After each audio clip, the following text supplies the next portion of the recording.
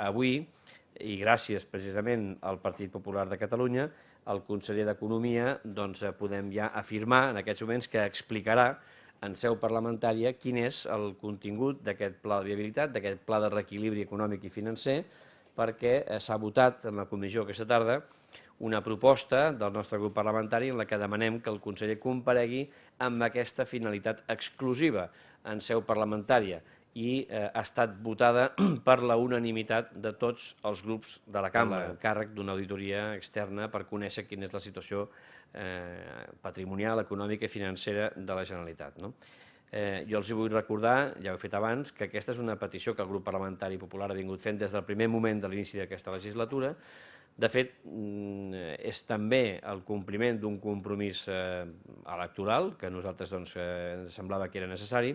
però hi ha un element que al nostre entendre és important, que és el que li hem manifestat,